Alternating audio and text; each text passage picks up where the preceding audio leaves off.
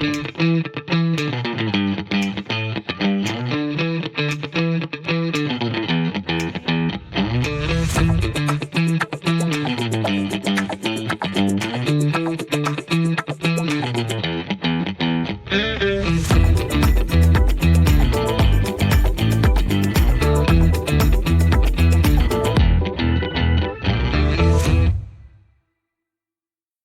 to Victor or Death, the podcast for content creators. My name's Elijah, and these are my co-hosts. Hi, I'm Dan from the YouTube channel, The Mildly Morose Man, where we talk about video games and especially Beyond Good and Evil 2. My name is Cameron Boozar-Jamari. I am the host of the podcast Sweating the Small Stuff, where we sweat over the details that make our world richer. And I think today we're going to sweat over some pretty fun stuff, right, Elijah? Absolutely. Yeah, so this episode idea, I kind of wanted to play off of Dan's idea from before. He had a really good episode about group dynamics and leadership and what it's like to be in the driver's seat of an idea.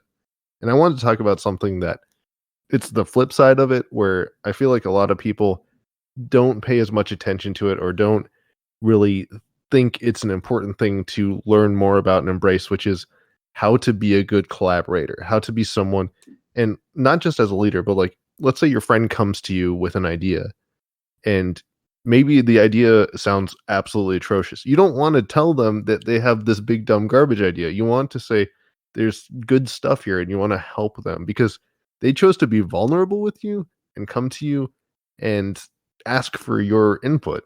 And it can be hard to give that meaningful input. So I want today's discussion to focus on what does it take to be a good collaborator and achieve that synergy between the person who has this idea and the person who's trying to ask you for that help. Yeah, I mean, I think to start off with, it does take honesty. I think it might be easy to shy away from that. For some people, it's like, okay, there's too much honesty here. Like you need to not be so sharp with your criticism. But I know something that was said to me that it kind of annoyed me, frustrated me, was I gave somebody encouragement and they sort of just, didn't really appreciate it because they just thought, oh, he's just kind. And so he doesn't tell me the truth. He just tells me what I want to hear. And I thought, well, no, I'm being honest with you. This was really something good. And so honesty is important, and it's good to maintain honesty over a period of time with a person so that they know whether it's good or whether it's bad. You're being honest with them and you're giving them good feedback. Yeah, for sure. And I think that actually segues into an important thing about honesty, which is also just how hard it can be for other people to know when you're being honest, because this might seem like a weird tangent, but like when you are a content creator or just a person, there's something about being a person that makes it really easy for us to ignore when people are being nice to us. Like someone could tell you you have a fantastic outfit and you look great today, or you did a really good job on this project, or you did whatever.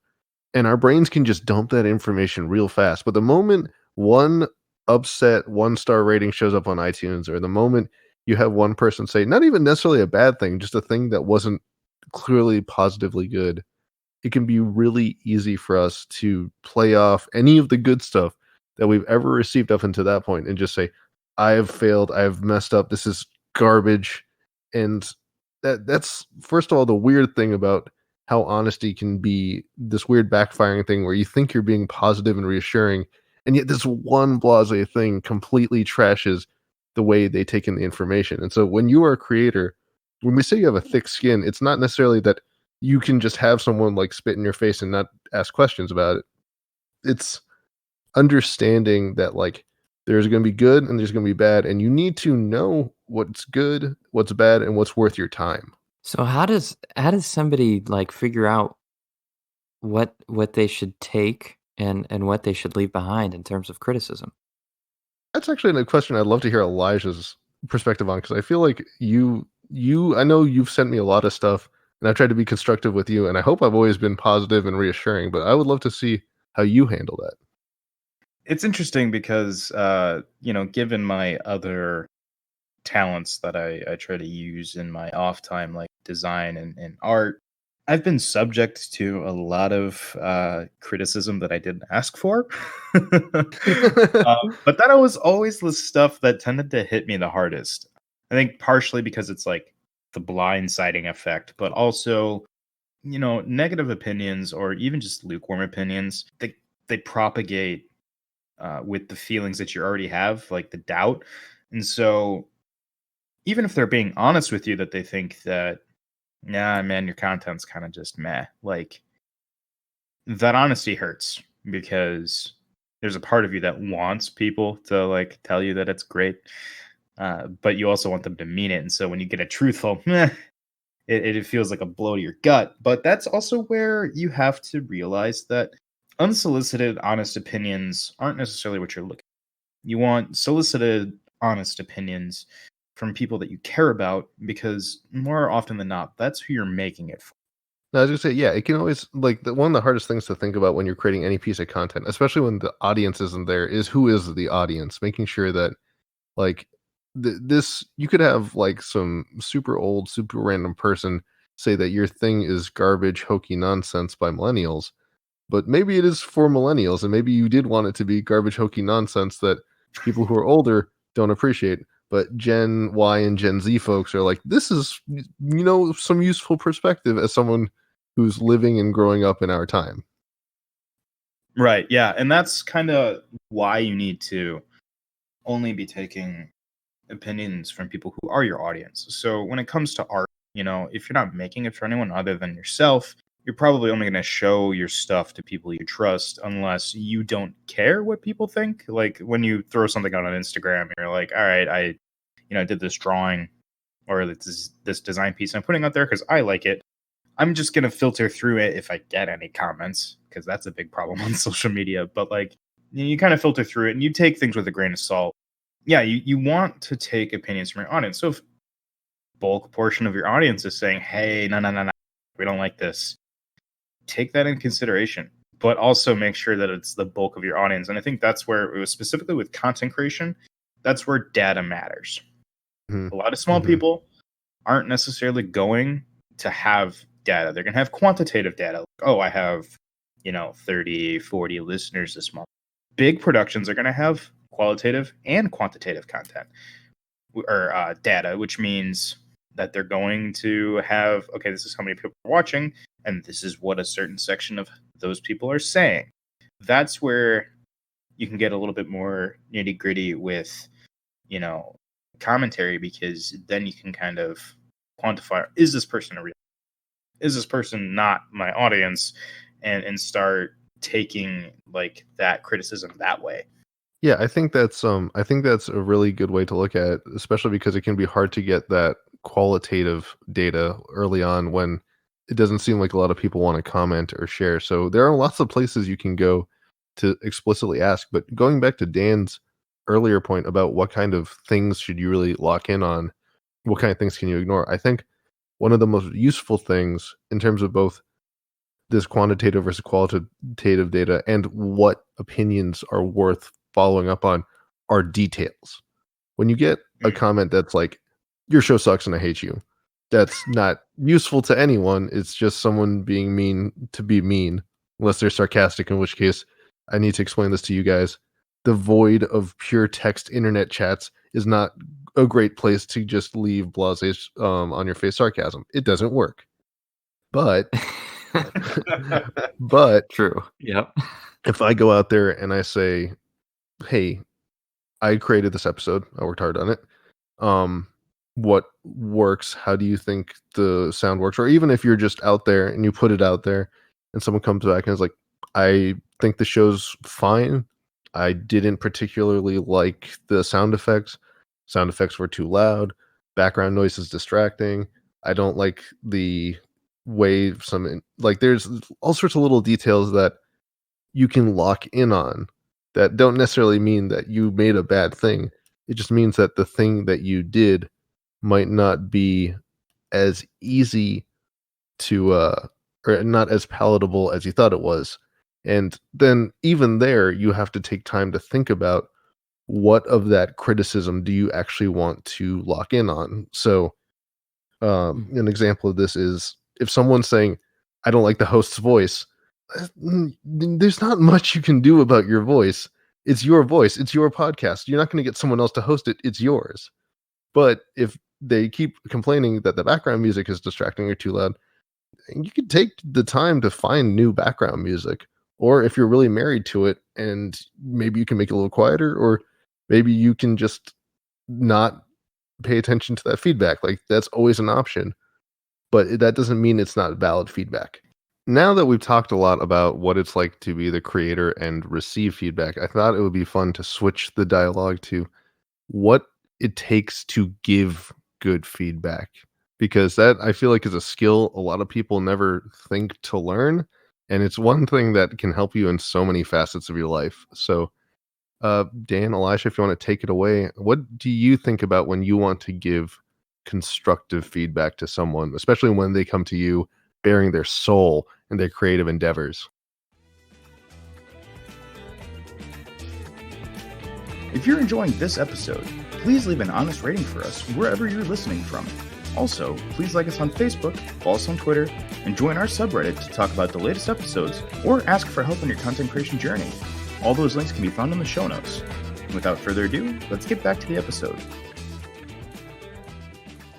So for me, this is something that was a big focus of like my design training in college, was the compliment sandwich. You find one good thing that you really like, one thing that needs work, and then you follow it up with another positively bent criticism. Doesn't necessarily need to be like a great thing, but you should have two positives and a negative to kind of sandwich so that you're not harming their self-esteem in the process. So sometimes that might feel like you're reaching a little bit to like find something, especially if the thing that you're critiquing is, on the mediocre plane or worse. But that's where, they are doing something inherently well, even if it's like, yeah, you produced an episode. Like you did do something well. You did the follow through. So in giving that criticism, I think you need to be graceful, right? Because like you're not the one who spent the time creating it. Mm-hmm. But that's where giving contextual insight really helps, I think. As long as you're not saying, you did it wrong, this is how I do it, and the way that I do it is better. Like if you avoid that kind of tone or that setup, I think you're cresting towards good criticism. I think playing off of that, an important thing to think about is going back to that details. Like as much as you as a creator who's presenting your work want to understand the details of what you can do to do better, it's important to pay attention to when you are giving criticism. You can't just say, I think this piece could use work. That could mean literally anything. It's important to say, I don't think that your sound choice matches the tone of what you're saying, or I don't think that this particular graphic, like it feels too distracting. Like being able to nail down or narrow in on what specific things are the problem will definitely help the person understand that you're not just giving them a blanket, you made a garbage thing. You're trying to, it helps with that sandwich. It says, yeah, the intro was really strong. I like how you are, but I think that your intro might be better if it was a little shorter. But I do like how it transitions to the next piece. Like you can make that sandwich because you're able to be specific about like there are things that ideally you did enjoy. And please don't lie to them. Don't like tell them, oh, this is the best thing in the world. But this thing could be better. But this is the best thing. Like that's the details help make it easier for that person to pay attention to what was actually working. And at least that's how it's felt in my experience. Yeah, and I wonder if we could maybe distinguish between two types of criticism, because there's one I think that makes the content more palatable, like we had been talking about earlier. But then I think we can still criticize like the content itself, because like maybe something that they did make or a piece of something that they did make could actually use some work in and of itself, and it's not just the way that they're communicating it or the bits and pieces around it that make it, uh, a finished product. But do you think that's a helpful distinction, like the content itself and then the way that they're communicating it? Yeah, I think that's a really useful distinction, especially when you're in any sort of medium where there's the two layers to it, right? Like there's the presentation layer, which is, am I recording well? Am I making sure to mix things well? There's a lot that can happen at that level that no matter how good your story is, it pulls you out of it. And then likewise, if the thing you are using, like if I'm recording myself narrating something and like I sound like like news reporter, like I'm on the ball, but the actual content isn't there. It's something that it could be interesting, but the way I am presenting it, the facts, the structure itself makes it easy for people to either get confused or just not care very quickly. Those two things definitely play off each other. I think that's a really good point, Dan. I think to build on that, I think there's like with the distinction, I think also requires two different methodologies for presenting your criticism. So I think the first one being the overall presentation, that can be that more subjective, like, hey, you did this well, hey, this didn't go so well. But I think the other distinction that we made, it's better to start a dialogue, because if you kind of come at them with just like, this is what I think, it leaves a lot of room for them to be like, but that's not how I meant it. So if you kind of start that dialogue, it opens up a plane to actually start a conversation so that you can both understand where the criticism is coming from, and you might be able to tailor the criticism more specifically because you're digging into the overall process of how it was done, so that you can be like, okay, actually there's a shortcut here that I think would help achieve the quality goal that you're going for, or like, if you optimize this process, then it will turn out a lot better.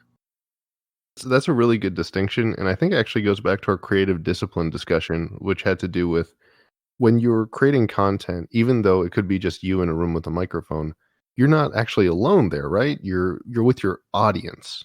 And your audience, well, it can be hard to figure out exactly who they are when you're starting out, but at the very least you can think about maybe you're the audience. Maybe like a lot of the times when I'm creating stuff, I'm thinking about what is the stuff that's really interesting to me? What is the thing that when I sit down and listen to a podcast, I wish I was hearing?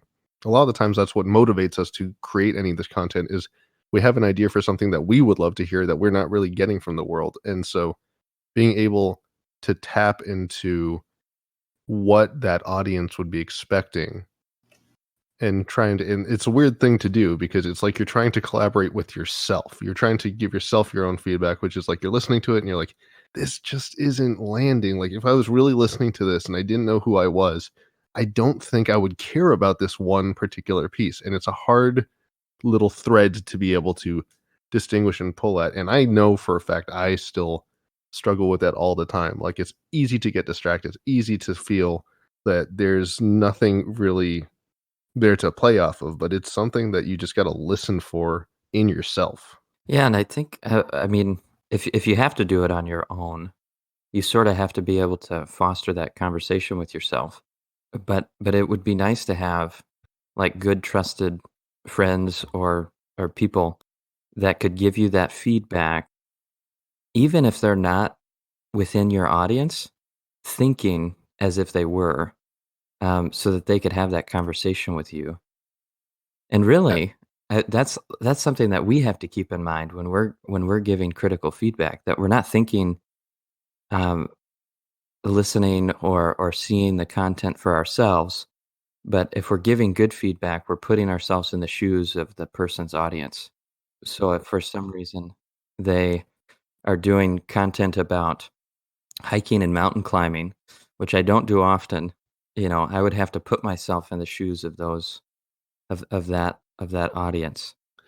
and playing off that, like again, it's a weird thing because collaboration is a two-way street. Like if I am the person being approached, I do want to take the time, and it's a special thing when you are so close to someone that their early work they're willing to share with you. But at the same time, when you are the creator, sometimes you do have to think about what criticism you do need to ignore. I think this went back to the group dynamics and leadership conversation that you had, Dan, where it was there are lots of things that are valuable to hear, but at the end of the day, it is still your show and you still have to make a decision.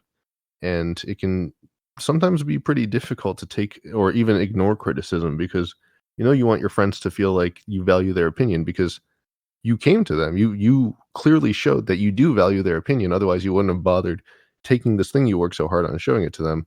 But at the same time, if what they're telling you is just not practical for you, you might have to really think about like, what can I do with this piece of criticism? Or do I just have to accept that maybe right now there's nothing I can do about it and just keep working until I find a way? Because it's not just like something that you have to solve right now. It's something that you can keep thinking about. And I know that this is especially dangerous for me because a lot of times someone will give me a piece of criticism, and if I can't do something with it right now, it will be running in the background over and over again until I can figure out what to do with it.